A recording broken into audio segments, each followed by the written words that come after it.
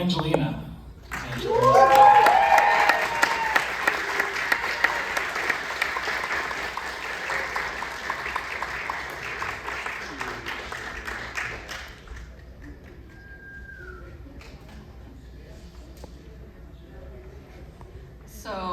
I first watched Poor Clare about 2 years ago, I think, when Blaine had a private screening of it at the Trilon. And at this point, I had never even met Blaine, didn't know about them at all. And I had a mutual friend that was like, hey, you want to see this movie? And I tagged along, and I was just like so deeply impressed with the film, and it was so intimate in a way where like I never met you, but I left feeling that like I knew you, or maybe you knew me, or something crazy. So yeah, I just prepared a few questions here for the movie, and at the end I'll just open the floor up for audience questions.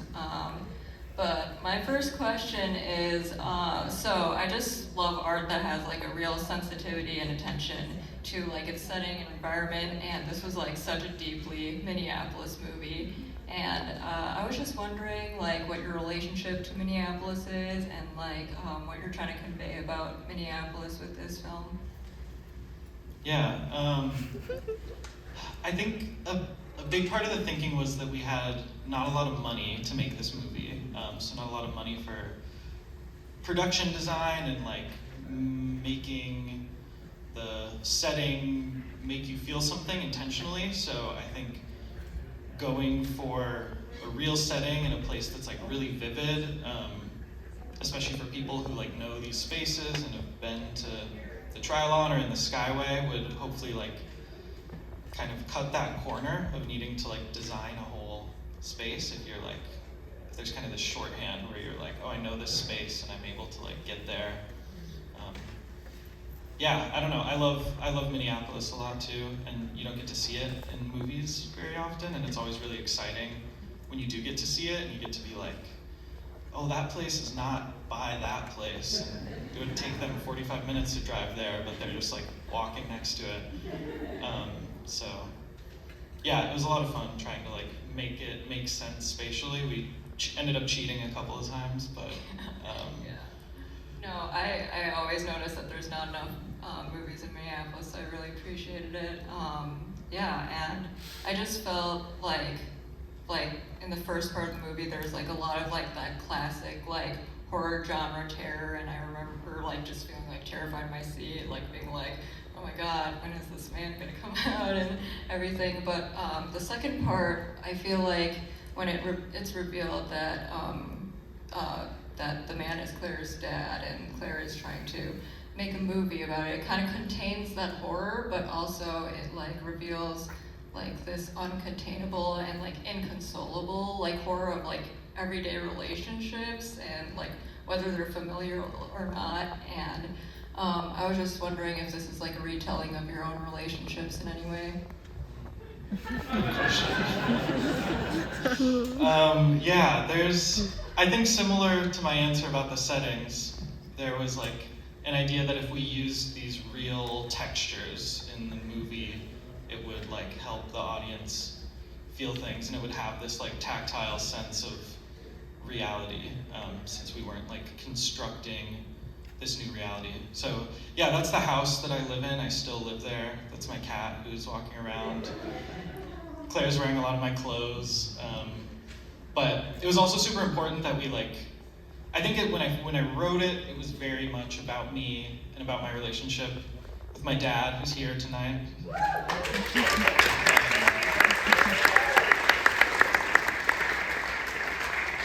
But it was super important that once we started making the movie that it would like exist outside of that and like grow outside of that. And I think it helped so much having Myra and Nils bring their real relationship to the table. Yeah, for a long time, Myra was like the first person we cast, and we knew we wanted Myra to do it. And she read the script and was down, and I think the father was like the last person we cast, and we kind of had some some men fall through, and I kept coming to Myra and being like, what about your dad? Like, it would just be really easy. I haven't met Nils, but I was like, it'd be easy if it was someone who you felt comfortable with. And Myra was like, my dad's just such a nice guy. He could not play this character. He's just the most friendly guy as soon as you see him.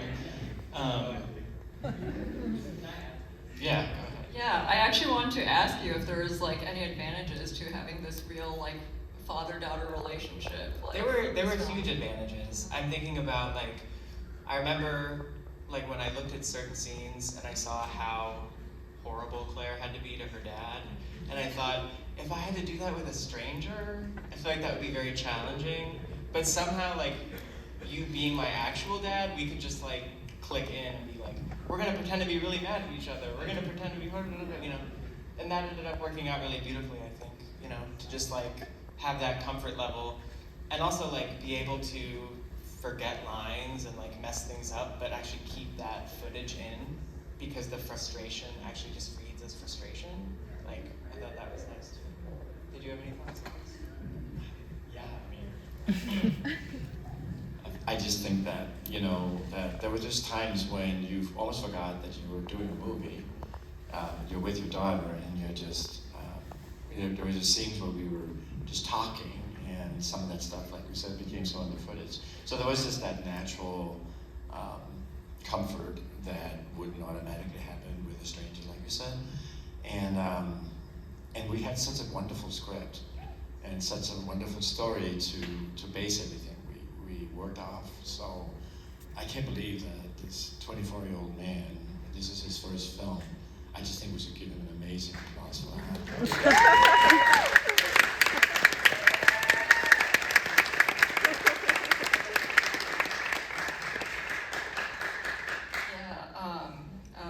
You mentioned your dad earlier too, but I'm guessing at the end, that's you and your dad talking on the phone, and the Marissa Tomei impression is like a direct like copy of that conversation. And I was just wondering if you've like felt any kind of boomerang effect of like your personal life is like affecting this film, and have you felt like this film affecting your personal life in any way, or relationships? Yeah, a little bit. Yeah, it's definitely, we have like more distance from it now, but definitely like the experience of editing this movie, sitting in that house, I definitely would have like a lot of Poor Clare moments. I would just be like, this is crazy. Yeah, that, an aside about the Marissa Tomei impression, it was actually at the Parkway, my dad and I saw a movie here, where he did his Marissa Tomei impression for the manager, trying to get them to screen Untamed Heart. So that was like nice. That's kind of a boomerang that we're back here. Yeah, I don't know. I think there was like a lot of like very small parts of myself and small parts of my dad that were being explored in the script, and we're obviously both like a lot more going on with both of us than just what's shown in this. But I think when there'd be those like small flashes that you would see that were such portrayed in the movie, especially in like my friendships and relationships, when I don't know, it was really cool to like see myself reflected through the movie and be able to like change behaviors and stuff. It was very illuminating, like showing the script to people for the first times, and people just being like, it's really hard to like Claire, like it's really hard to get on her side, and I just find her behavior so annoying. And I'm like, yeah, me too. She's awful. Yeah, I don't know if that answers. Yeah, so one of the reasons that I love Poor Clare is that it feels like the fruit of so many people's immense artistic talent, from downstairs music before this, and the writing, the music, the acting. And I have a question for Myra, Nils, and Angelina. What were your prior experiences with acting, and is there a specific approach you or Blaine had towards your acting?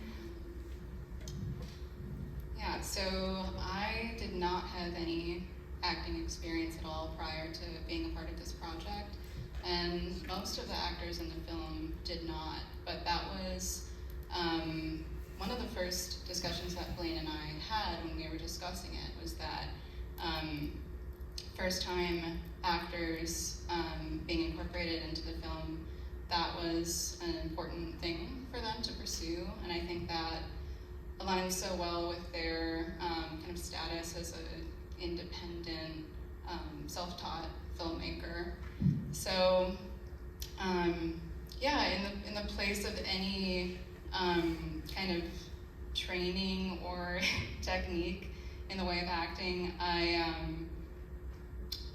I, in doing the character work for Shelby, just kind of took like a existing aspect of my personality and tried to magnify it and really indulge that. And that was a really fun process. And there was also a lot of room that was left for making kind of spontaneous choices as it arose during takes. And then we just got kind of like a lesson in film from Blaine as well. I feel like Blaine is really standing on the shoulders of so many independent filmmakers. We watched J'atu Il El by Chantal Ackerman. We watched a movie called Yeast. I forgot who the director is, but that stars Greta Gerwig and Mary Brownstein. And yeah, it was important for us as a cast to kind of see those influences, and it was also assuring to me as someone who had not acted before to realize that great things can really come out of not having had any training. So yeah. Yeah, I mean, I had done like a few high school theater things. I think, if I remember correctly, part of why you contacted me to be in the movie was because I would always do voices at parties and do like stuff like that. So, but no, I mean, I think I had a lot of fun being Claire because like Claire got to do a lot of stuff. Like Claire got to be very slow and very frantic, and I thought of her as like like an indie horror girl, and I would just take references from people I knew and parts of myself and then just add like fear and pain and emotional distance until I felt like it was really delicious. And then like that was Claire. And then we were just like three of us in the house, and it was like, make Claire push the mattress up the stairs, and I'd be like, how would Claire do this? She would be like really uppity about it. Like she would push it up in this weird way. Like it was fun. She's like, I feel complicated ways about Claire, and I make no apology for the ear. And why should you? Yeah, so I was on stage when I was very young, actually. In first grade in school, I learned to play guitar by my neighbor, who was my music teacher already at that point. So I'm up on the stage in front of the whole school and playing the guitar, so I think I got comfortable very early on being on stage. Other than that, I had my best friend was a writer, so he wrote a play, and then we acted that out in school, and that was great. So just very early on, I was exposed to acting. From a choir, I was doing some acting there, where we did Righteous and Hammerstein stuff. We would actually dressed all up for South Pacific, it was really cool. So some experience sort of spotted throughout my decades of life. So. And I was right at a time when I was backing out on my 4-decade career as a nurse and wanted to do something different. And I didn't know I was sort of someone who was added on at the last point, and I love that. And it fit into my life. Yeah, it fit into my life. And I'm like 62 years old, and everybody else around me is 24. So how lucky am I to just be around youth and having so much fun. So doing this with such talented young people as you are in everything that you do, and also Sophie's who's is here in the and that wonderful scene in the car is just hilarious. And her mom is here tonight too, and so many others that I'm sure I forget. Was just a treat and such a great experience that I will forever cherish.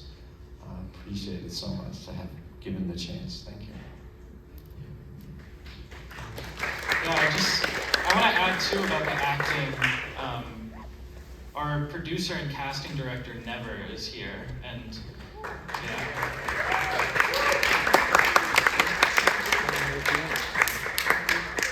and boom operator, and did the titles and everything. And I think like so much work was done in the casting. Like Never connected so many cool people to this project, and just had such a good eye of like for people who would be down to like do this kind of thing, and who had cool faces and were nice to be around, because so much of like just how any of us were going to perform in this was how comfortable we felt being around each other.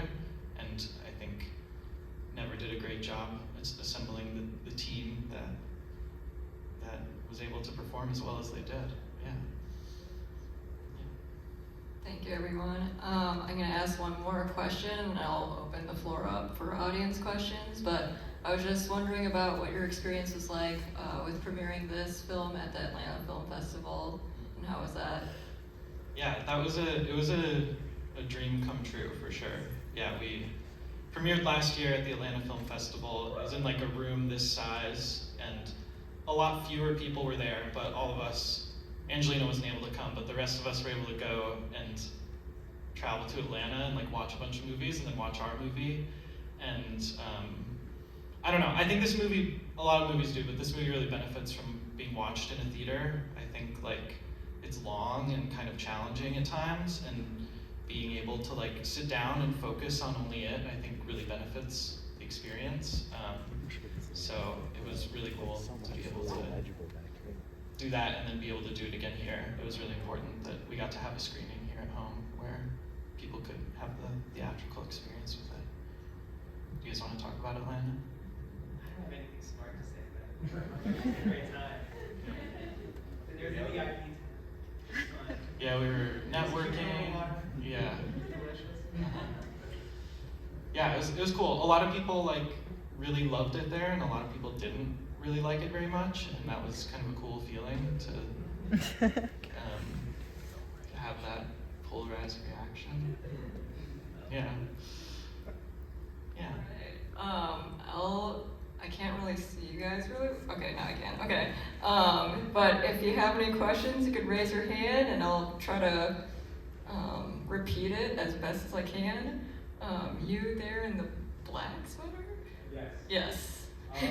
I really loved all like the little short like pieces of movies that we saw. I've never seen a movie where all the fake movies seem just as interesting as the movies that I've watched. So I wanted to ask about how first which one was your favorite, and how did you feel about like their thematic relevance to the rest of the film? Okay, so if you didn't hear that, they asked about the short films, and oh shoot, okay, you said which one was your favorite out of the 3 short films, and also like how does it thematically relate to the rest of the movie? I also really loved that, and I noticed it came out every time the man appeared before Claire, which I thought was really cool. Yeah, those are really cool. It wasn't originally in the script, I think it said like, she watches The Ring, and when I started to think practically about shooting, I was like, I don't think you're allowed to just put a little bit of The Ring in your movie. So I had to like write some things, and it totally wasn't our plan, but it ended up, those were the first things we shot, and it really ended up being like getting to make 3 little short films, not with this cast, but like with Lacey, who's also here, who's our cinematographer.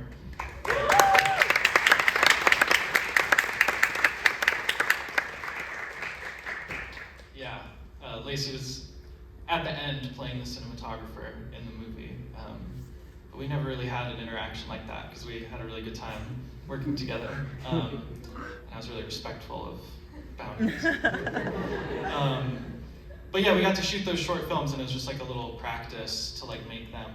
My favorite one, it's really hard to pick. They're all I really like them all, which is why I left like 9 minutes of them in the movie when probably could have. Anyway, I think the nun one is maybe my favorite, and that feels like the most kind of thematically relevant to me. I think it's like a real turning point in the movie. I see it as like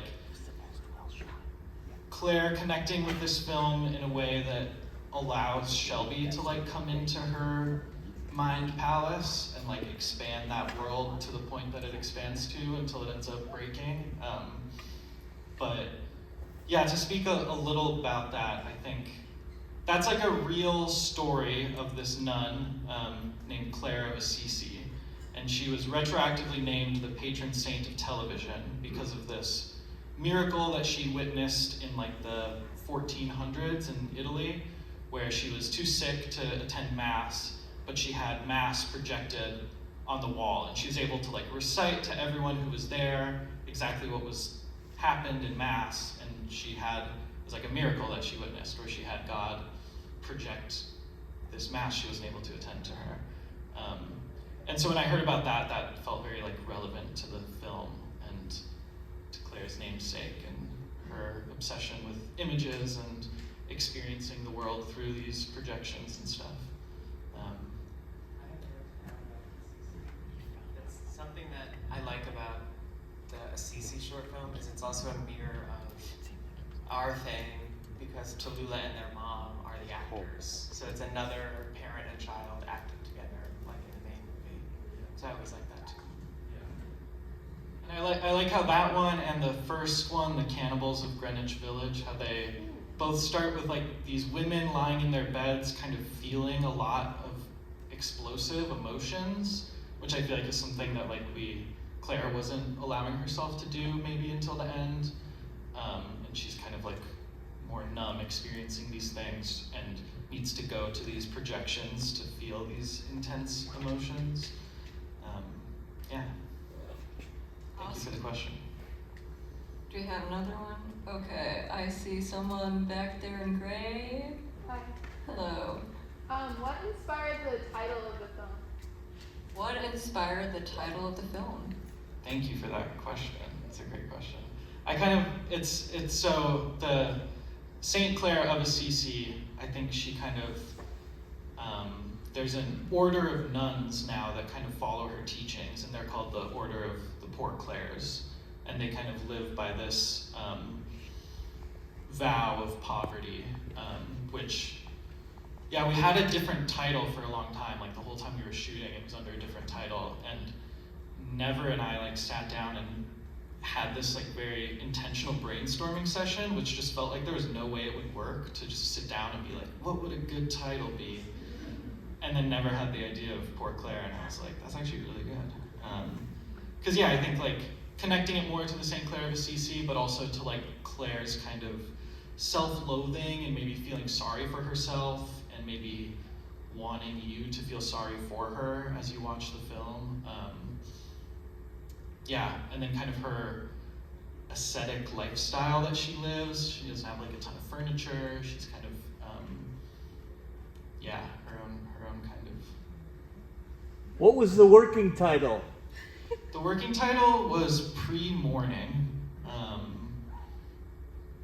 Morning or morning?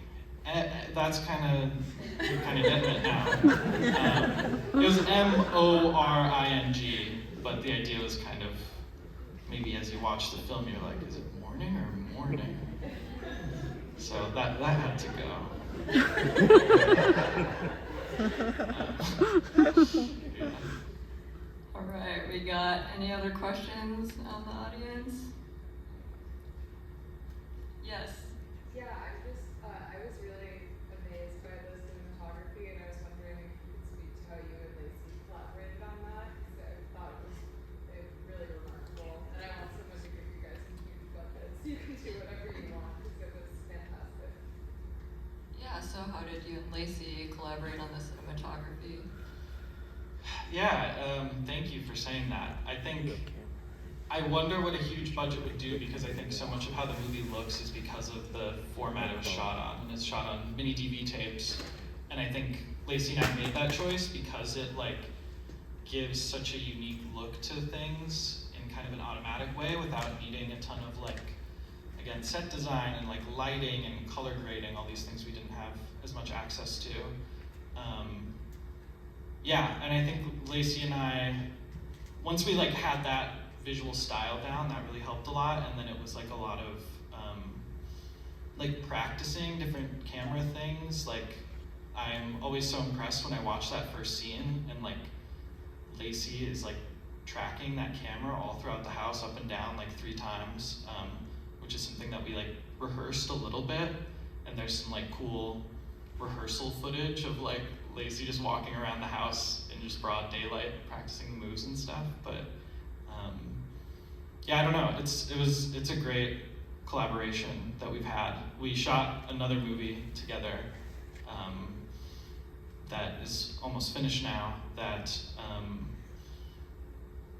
I just feel like we've kind of, Lacey and I kind of developed a way of talking about how things should look and how the camera should move and stuff that feels really nice, and I'm always happy with how it turns out. Super helpful having Lacey around. All right, I think we have time for one more question. Yes, right there. So for the first portion of the movie, I was fully invested in every single scene, fully present. But after the ear scene, I could not get it out of my head, and I just wanted to ask what the deal was. What's the deal with the ear scene?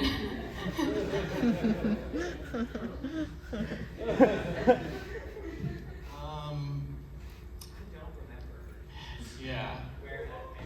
Yeah. Anyone ever watched the show Girls? Oh yeah. There's like I think again a lot of these stories start with me being like, what's something that can happen really cheaply? And there's like a ear trauma scene in that movie where she like neurotically punctures her eardrum with something, and just, I don't even think you see it happen in the show, but she just talks about it, and it just like, you see it happen. Okay, yeah. Yeah. Yeah, it's just it's scary, the idea of things going in your ear. I think you could also say there's something like kind of an intense form of like navel gazing, and Claire's like self-obsession take it to this extreme of like pointing a camera literally inside of her head and then like seeing these images show up and stuff. Yeah, I don't.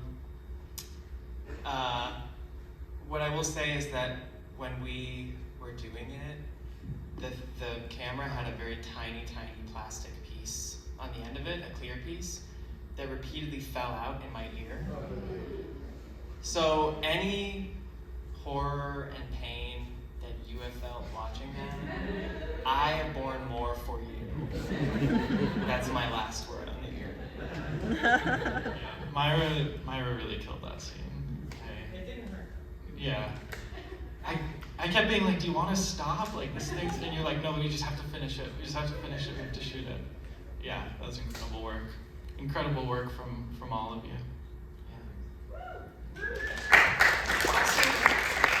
The screaming in that scene was so loud, we were genuinely concerned that our neighbors would call the cops on us. That was intense. Yeah. Cool. Well, I mentioned another movie that Lacey and I shot, and we wanted to show a trailer to it. I know it's getting kind of late, but could we show that trailer? Yeah? Do you guys want to stick around for like 2 more minutes and see a trailer?